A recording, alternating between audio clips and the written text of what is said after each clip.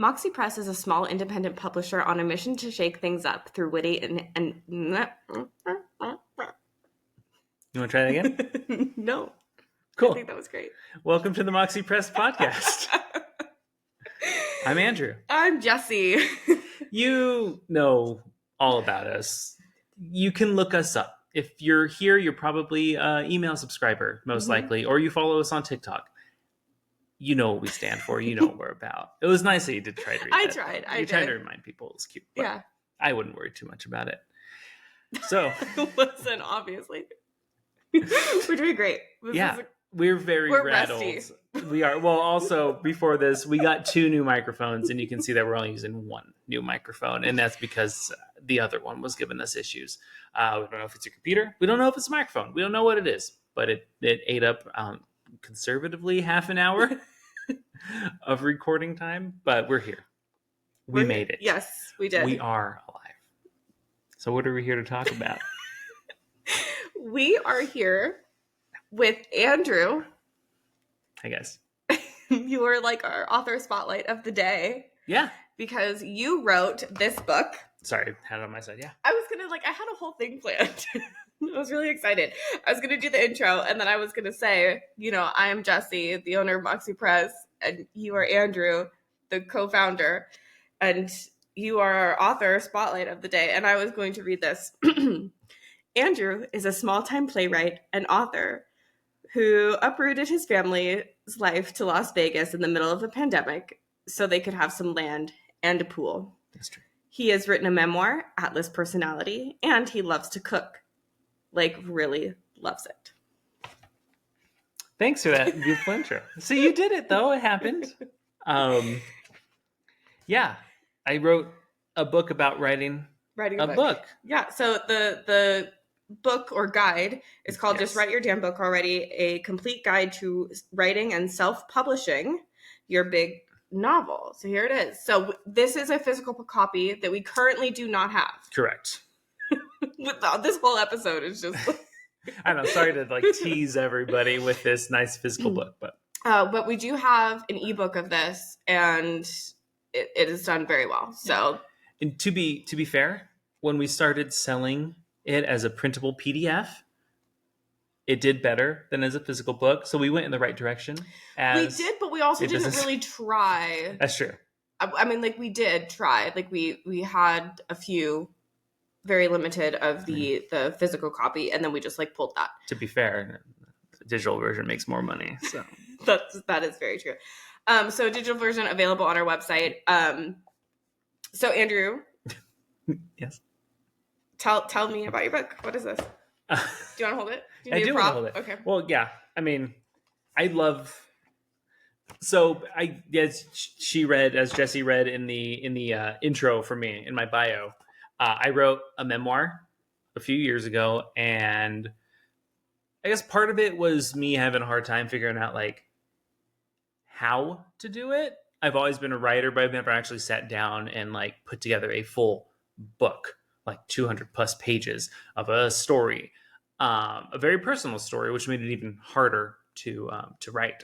So I dug back into a seminar I wrote when I thought I wanted to be a screenwriter, or a seminar I took when I thought I wanted to be a screenwiter. I was like, you wrote a seminar? I wrote a seminar. Yeah, I'm a very successful person. We'll get there. No, I took a seminar at some screenwriting convention. It was really cool. And I think of the entire convention, 2 things stuck out to me. The first was, this is a sidebar, but I'm bitter to this day. I was talking to agents and shopping around a pilot about a restaurant in Las Vegas, and one old, 80-year-old agent, a decrepit old man who was probably Mickey Rooney's agent when he was young. He basically stopped me in the middle of my pitch and said, "Look, no one likes shows about restaurants. It never works. You'll never find a successful one." Here we are, second season of The Bear. 3rd season of The Bear. I'm so mad. So that was the first thing. That'll always stay with me. I wish no ill will on that man, and he might not be with us anymore. This was almost a decade Oh ago at yeah, this yeah. point. um, but yeah, that's always stuck out to me. The second thing that stuck out to me was that there was a teacher who taught something called the 4-act Mm. structure, which um, I don't necessarily like subscribe to strict like methods or structures, like whether it's acting or writing, but because it was 4 acts, I kind of like I leaned in. I listened a little more in her seminar because I was like, oh, cool. Like it gives you more freedom. Usually you're used to like 3 act or whatever. And so when writing this book, I went back and I was like, well, how can I apply like what she taught us for, technically movies and TVs and also play? It's just like, media that's supposed to be acted out and visualized. How can we apply it to like writing a book? Sorry, the thing. And so I took methods. It's when writing my book from 4-act structure as well as actual traditional like novel writing methods. A couple other things I had like learned throughout my life about things like the vomit draft and whatnot, and put it all into one book. And I think part of the reason too, just going back to like why it's also available digitally, is that if you get a physical copy, not that it's available now, but if you were to have one, you only get to do it like once. You got to buy another one. Great for us, not great for a writer. And so I was like, well, why not just sell something? They can print as many pages as they want. You can do as many drafts as you want. You could do the whole thing like 10 times before you feel like you get it right. So I also thought that was important. But that's what this is. So it's like a little guidebook with things that you can fill in, Yeah. and you can. So go back. You went a lot of places, but The old guy. All right, no, let's no, talk no, no, about no, it. no. Like the inspiration for actually writing it. Like what was the thing that said, okay, like Mhm. I need to put this specific thing out, not like and not that this is an original. It's definitely original, but this is more Right. educational, not like storytelling. I think it was the fact that it was a memoir about my mom's death was a huge blocker for me. Like I couldn't get through a lot of the stuff, Oh, and it didn't feel like cohesive. I'm sure if I went back, I could rewrite the whole thing using this book again, and like it would feel more cohesive. But I think I needed something to like give me structure. Otherwise, I don't know if I would have finished the book. mm. And so So that's part of why it was. you wrote this kind of as you were writing Atlas Personality. Yes, I developed this method as I was writing Atlas Personality, Okay. and then kind of put it on paper after that was done. But yeah, using especially the 4-act structure thing really, really helped me figure out how to finish the book. So for people that don't know what that is, what is a 4-act structure, and Yeah, what is a 3-act structure? Like, what's the difference? I forget the actual specifics of a 3-act structure because usually there's like names to Right. each act and stuff. But for 4-act, it's really cool actually. Um, the way that she taught it, just because I don't know if that's like the traditional way, but the way that she taught it was that every story basically has 4 acts. You have the trauma. What is it? Okay? Let me try and remember. Yeah, trauma, training, trials, and triumph. And so the trauma is the thing that like the catalyst, the thing Mm-hmm. that starts all the events. And she's like usually using TV as an example. Something major happens in the first or second episode that kind of sends you down a path. And so that obviously the trauma for me was my mom's death. I'm like, okay, great. So then like the training is like For Atlas Personality. for Alice's Okay. personality for that book. And so the training is like, okay, now what do the characters do Mm. to get through it? Um, traditionally that's Rocky, training for a fight. That is, Mm-hmm. whatever. Like, how do you get it? And then trials is the thing that you're supposed to face and overcome, usually tied to the trauma. Is that Whether also it's tied to the climax ish? Like in the, yeah, because that's part of like the 3-act yeah. is the climax. And so usually the trials ends with the climax, and then right after the climax is done, you have your triumph, which is basically like your short little what happens after the story's done. How does Mm-hmm. everything wrap up? Um, I think it's helpful because one, it allows a little every how did I put it? I've used this method also with writing other things that have not like come to fruition, or things that were more of an exercise, like with National Novel Writing Month. Mm-hmm.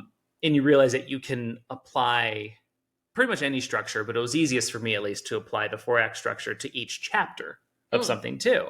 Like, well, like Mm. technically every event has its little like arc Mm-hmm. until it's done. Again, going like, just because it's the easiest example, not just chapters, but like episodes of TV. Mm-hmm. Not only does an entire series have a structure, but then like each episode has a structure. So that's how I treat everything, which is great because the way that the book is um, written out, it makes it easier to outline your story. Mm-hmm. Not everyone loves structure. Like, I get that. People listening or watching might be like, ugh, Mm-hmm. I just want to be able to write. You can. That's amazing. But that's a lot of people require a good framework. And Yeah. so I thought the 4-act structure was one that spoke to me, I think, the best. Nice. So for people that do love structure and don't love structure, the vomit draft is a great non-structure, right? Yeah. So go into a little bit about your use of the vomit draft, what the vomit draft is, and how it's what the importance of it in your Just Write Your Jam book already. The vomit draft is probably a terrible name for it.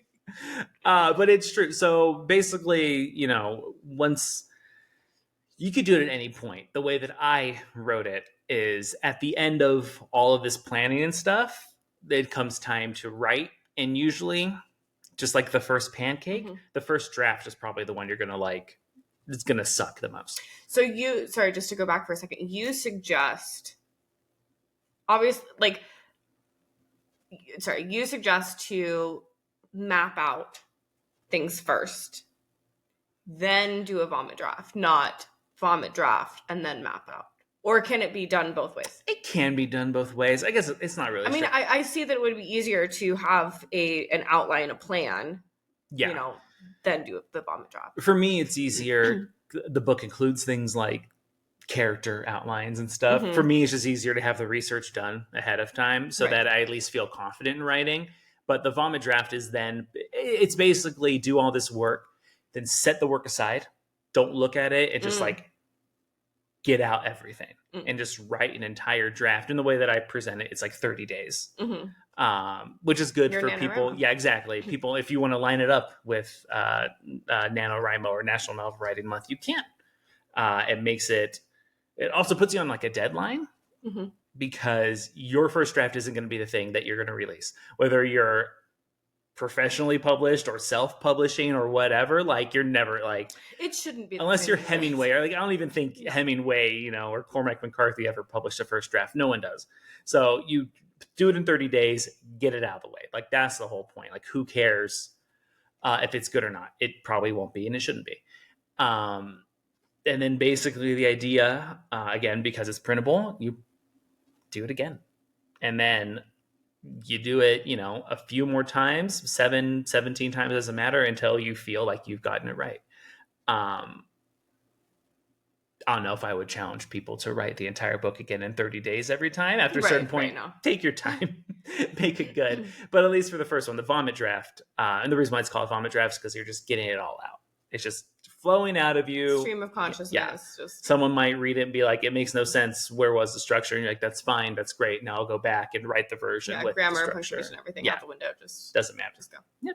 So hope that makes sense. No, it does make sense. It does. I am all for the vomit draft. Like that is how mainly like the most times for me when I've written things, I mainly do guides to, for parenting or children's books. Like that's more like my where I write. But I kind of start with the vomit draft and get all of my ideas out, and then I go back. That's funny. Then I go back and then I kind of say, okay, well, where did I take the plot? Where did I do this? And then like structure all the things. I think it works for pretty much anything. We get that a lot. We've gotten that a lot when we talk about this book or, post about it or whatever. People be like, can you use it for this or that? I'm like, you can technically apply structure to an academic paper, like honestly, like anything. Yes. Um, nonfiction, fiction, well, like you said, guides or children's books, everything. One, should have some structure, and two, you need the vomit draft because, yeah, like you said, just get it out, throw it away, or keep it if you want that. It's like a keepsake. For those of you watching, I'm reading my questions. I'm not like You're not scrolling through zoning out. TikTok.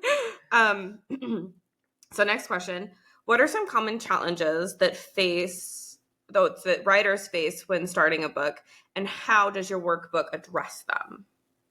I think because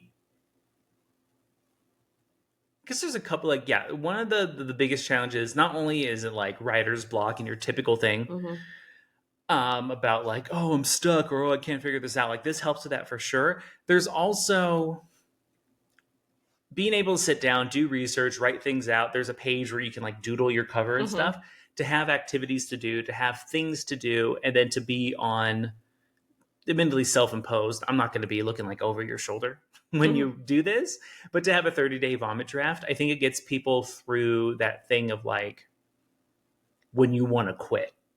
Especially if it's something you're going to self-publish, you realize in the back of your mind, like, no one's holding me to this. Do I really need to do it? I think that's a very common problem. And I think having a challenge, having a workbook, having something that you can interact with gets you through that point, because you'll actually ideally have a finished draft, if that makes sense.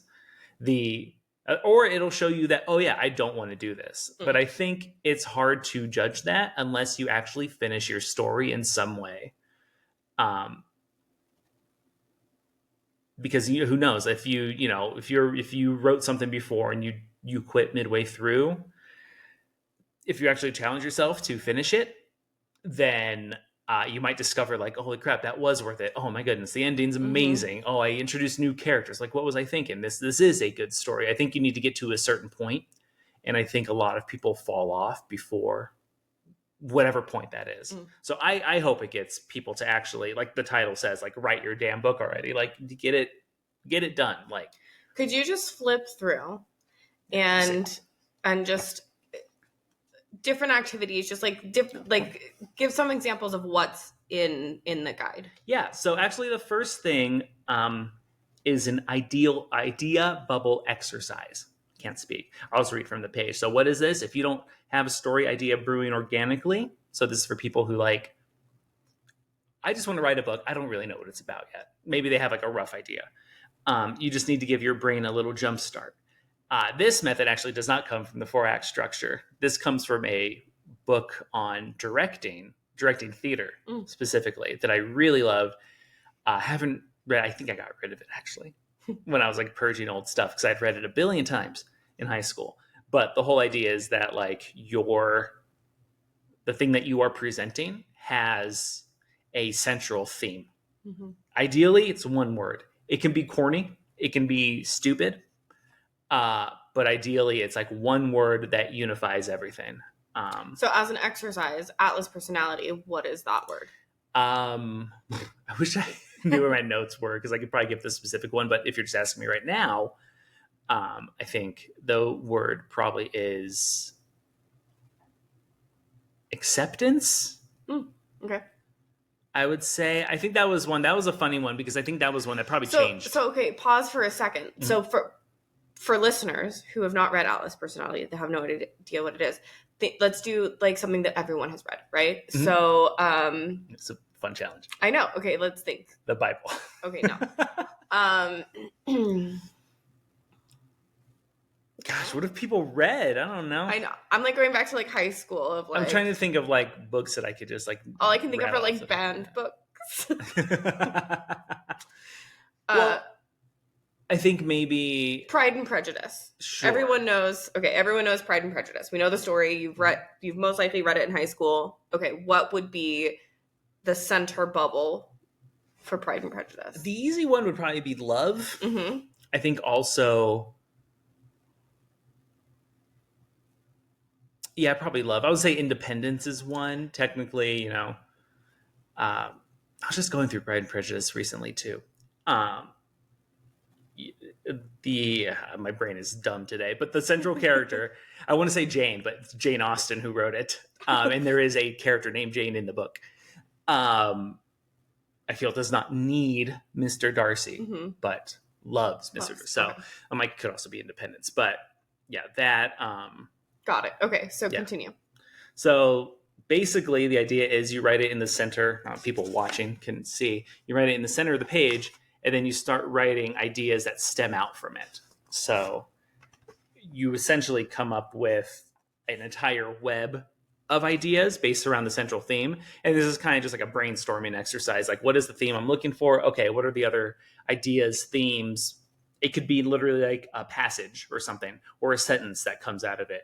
And you just keep bubbles connecting to bubbles connecting to bubbles with this idea in the center. The idea being that you develop a theme that has enough context around it and enough ideas around it that you feel like you could write a book about it, basically.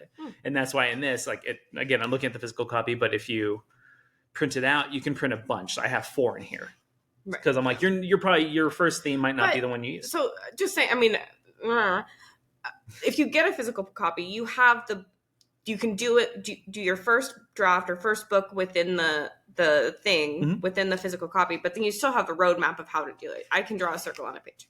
That's true. Yeah. I'm sorry. Wow. Okay. Maybe don't buy it. I don't know. Anyway, the last part of it, though, which is good, is the last part of the bubble experiment. Exercise. And this actually comes from.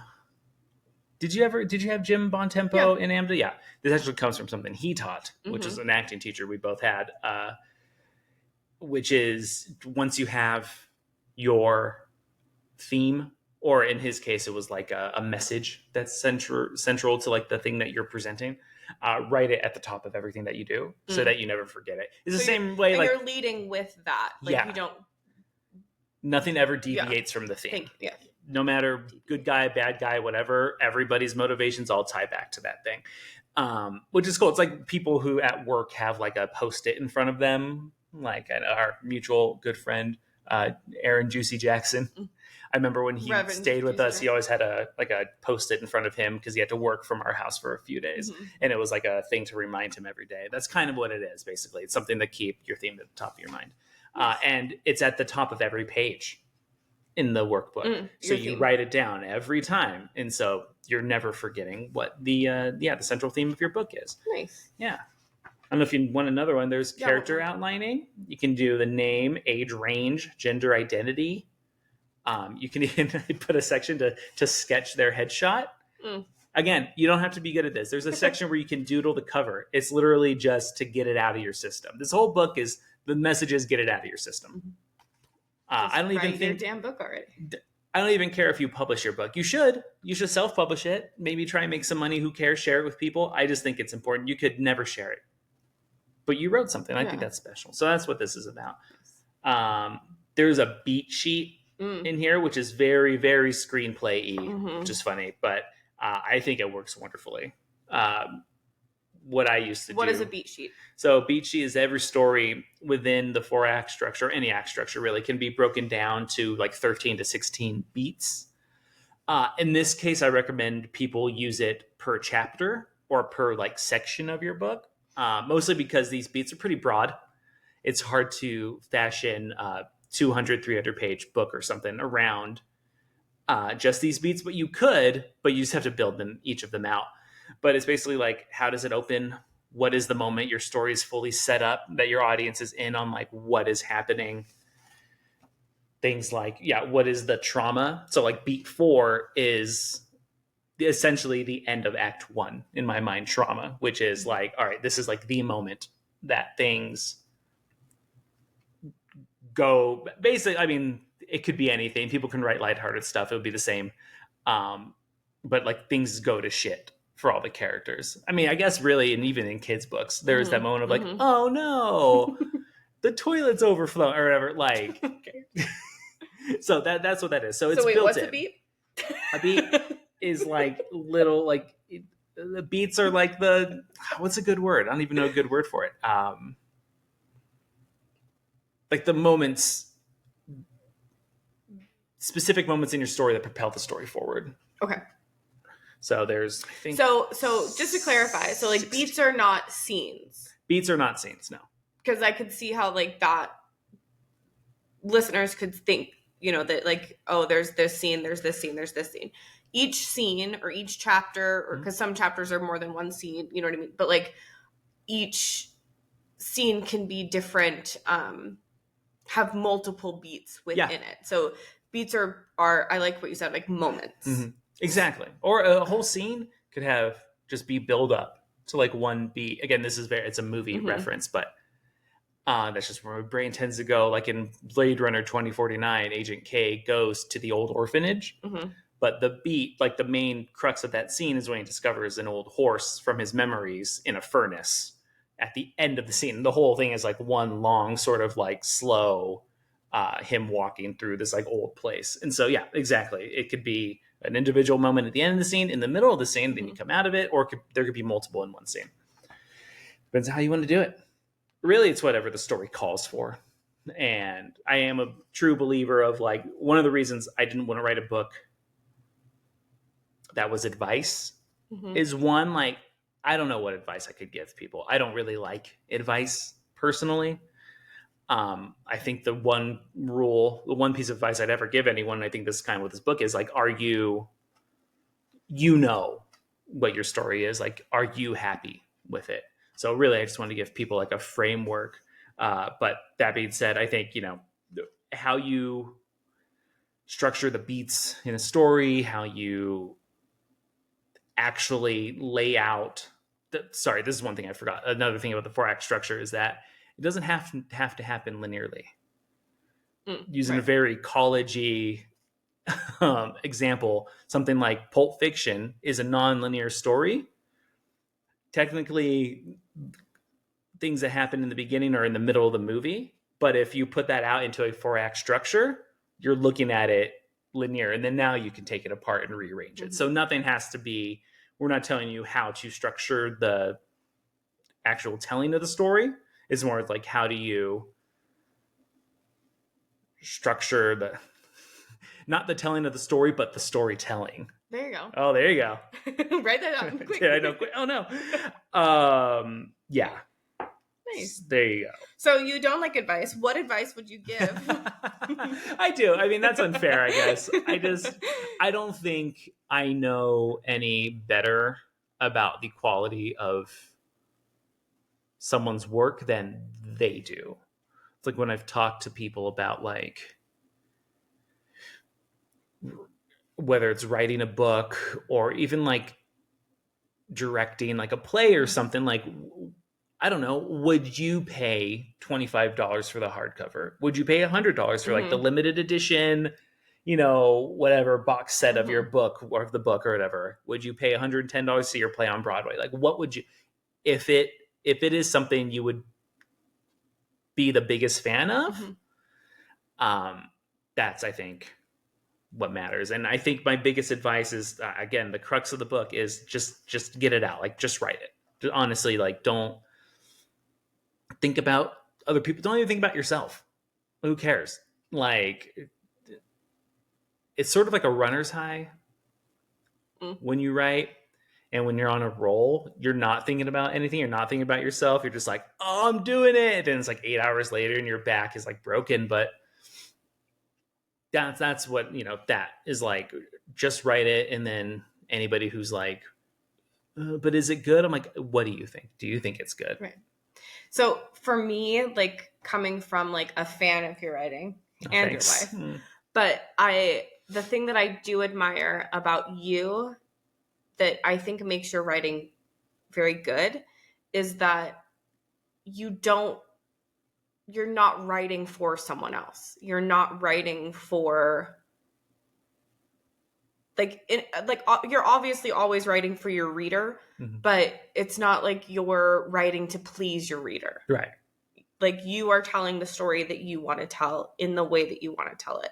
and I like that about your writing. I appreciate Yeah. it. So the title of the book, Just Write Your Damn Book Already, a comprehensive guide to writing, writing and self-publishing your next big novel.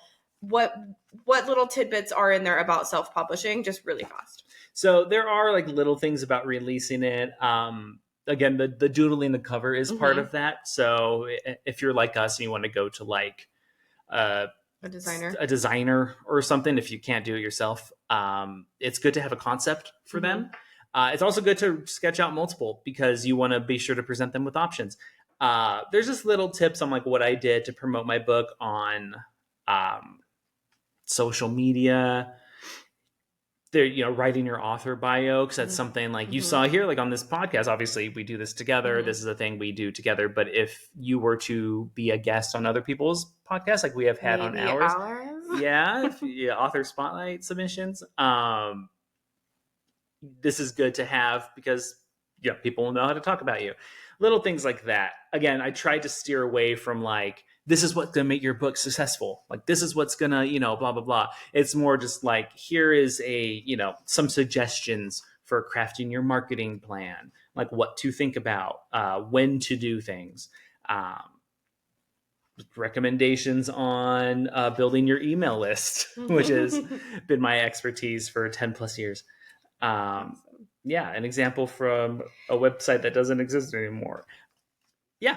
I know. I'm like looking at it, and I'm like, it might be time. Yeah, it might be time to do a revision. Second edition. Yeah, hey, you know what? This marketing part probably could use an update. It's a little outdated now that I'm looking at it. I mean, it's still very, very helpful. I think it's helpful, but I think I have more to say. It's also very. That's what I was going to say. It's also very basic as it is right now. Still very helpful. Granted, the self-publishing part of the guide is minimal. It's not the like main subject. Yeah. I treat it as like bonus content. There you go. I'm like, hey, if you want to do this is a good way to do it. But I love it. So you have Atlas Personality that's out.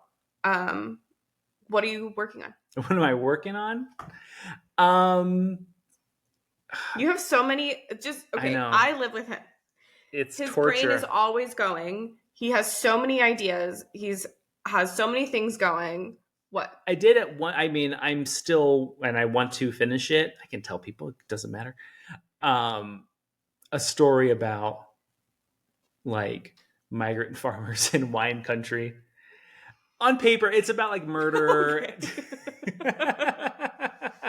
and stuff, and slight occult things. But is it a mystery thriller? Thriller. Okay. I'd say it's a thriller. So that's okay. With and then people of color as all the main characters. Except for the bad guys, they're white people. Well, I know plenty about that. No, but it's just so funny. Like, you have so many things that I'm just like, this should be put out. This should be put out. And that's something that you mentioned earlier is that, again, like, you write for yourself. But me, I'm like, people need to read this. So I definitely think that once we get at the very least, you need to read it to be entertained. That's true. But once we get Moxie stuff a little more, I mean that's regimented. I'm sure everyone can relate to this. It's we're small business owners, we're writers, you have a full-time job. We're married. We're married. Exhausted. We're parents of 3 very little children. Like, we got a lot going on. But I definitely want more. I want you to put more of your work out there, and I'm challenging you to do that. I know you have a book on climate change. Oh yeah, that's right. Yes, like that was actually the one that I was thinking. I forgot about that one. that I'm very excited. I'm very, very excited about. Yes. We really wanted that one to come out this year, and it didn't. But that's okay. 2025. We have still good. No, I know you have a lot of things that you have a lot of screenplays and stuff that you've done that I think would be very good as. I want to write another play. Books. I know there you have. We shouldn't talk about it, but I'm just gonna say to like tease it. You have a passion project that I have loved for years. Yes. That I have always said, like, you want to do a movie out of, or a series, like you wanted to pitch it as like a TV series. We lived in LA for a long time. So Yeah. this was our world. But you wanted to pitch it as a TV series, and I said, no, honey. This needs to be a novel series first. And he resisted on it. So I would love to see that as well. Teaser. I know. The mystery. Mystery, yes. Anyway, I think this was a great episode. I think so too. Look, it started, we were panicked. We were like, oh, we're not going to have time. Oh, the microphones are broken. We got to talk about me the whole time. It was lovely. Oh, God. It's the best episode ever. All right. See you guys later. Anyway. All right. But no, this has been really good. I really think that if you're listening and you want to get, just write your damn book already. moxiepress.biz is where you can get it. I don't know how podcast stuff works. If we can link it, we'll link it. If it should be linked in the description. Oh. It does depend on what platform you're using, whether you can click links or not. So just find out. Or moxiepress.biz. Yeah. Books. Find us on social media. There's only 5 books in there. Yeah. Social media. We are Moxie Press pretty much across the board if you search that. Sometimes there's a hyphen or whatever in the middle, underscore. Yeah. But really sign up for our newsletter. Yes. Like that's really, really big because you'll get all the links to the books and you'll get to see our author spotlights, which is our passion now. Like this is like the thing that we have. That's the most fun. It's another teaser. Like things are changing within the company. So we're very excited. But we do once a month author spotlights where we highlight an author that supports and believes in our values, that has great work. We have an author coming up. Or we just had our author. Oh, let's say. Where am I in the calendar? We just had our author spotlight released. But while recording this, their book is not released yet, but it is already by the time you listen or watch this, it is released, but it is already a Barnes & Noble bestseller. Really? Yeah. I did not see that news. That's exciting. They shared that on their TikTok the other day. Dang. Very exciting. Yeah. Sorry to circle back. Sign up for our newsletter, but also if you are an indie author, which we assume you are if you've listened to this whole thing, please submit your work to be featured in our author spotlight. We want to read your work. Your work does not have to be published. That's like the biggest thing that like everyone is questions is like, my work's not done. Great. Yeah. Great. This is a great time to like get your, just like put a teaser out there. Or like Elliot, like he came on when the book was like about to be released and we were a part of the launch. So that's very exciting. If you have something coming out, like please submit your work to be featured in our author spotlight. Yeah. Share this with your friends. Please subscribe so that you can hear the next episode. Did we get it all? I feel like I'm like trying to like shove all the stuff in. We got social media. We got email lists. We got books. We got author spot. I think we got it all. All right. That was it. And lead with Moxie. Thanks, guys. Bye.